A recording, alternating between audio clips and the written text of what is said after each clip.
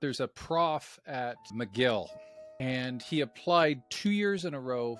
He's a major researcher. I forget what field, biochemistry. And he was turned down both times because his students that he wanted to hire wasn't diverse enough. And he said, I'm hiring on merit. And they said, no, you got to mix up your student races and make them more diverse. He was turned down. And I think it might be cancer research. Like we're not talking about, various forms of, say, esoteric poetry. We're talking about the hard sciences where you need the very best people. When you go into the operating room for a major procedure, you don't care about political correctness. You don't care about how woke the staff are. You want the best. And we have lost our way in terms of hiring based on merit.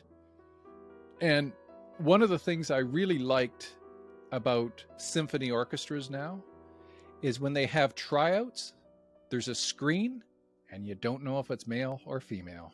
You're just listening to them play, because that's when the shit hits the fan, when things are rough, you want your superstars front and center. You don't want to hire on irrelevant political agendas. You want the best. And when I go into an operating room, I want the best. And when I want people figuring out how the natural world functions, we want the best people. And so it's unfortunate, that we saw this. I saw it in the humanities, then I saw it in the social sciences, and now it's in the natural sciences.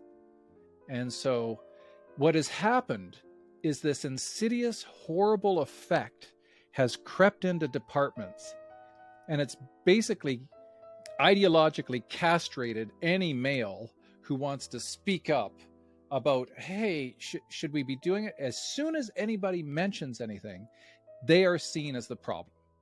And this is what happens to certain movements, is that people are trying to always outdo each other in these movements. Well, you think that's woke? Watch this. You think that's woke? Watch this. And they keep topping each other. I think there's a psychological dynamic operating here. With wokeism, they've replaced the ruling class with the white race as the oppressor class.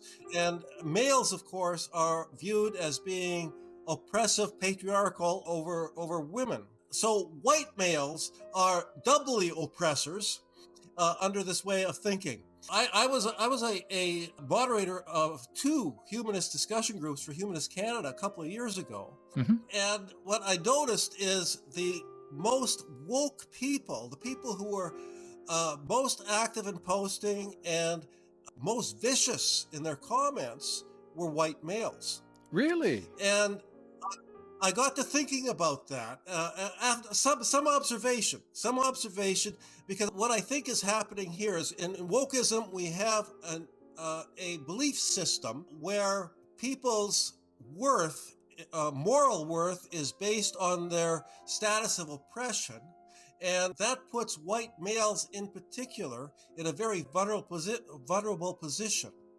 So if I was a white male, how could I protect myself? Well, I could protect myself by being the most vociferous, the most accusatory of anybody. And I even found in terms of the closed discussion group that these people who were most active on the woke side would go back after the discussion was over. They come back and edit their posts so that anybody reading their post would get the idea that, hey, these people were really, really woke and really effective.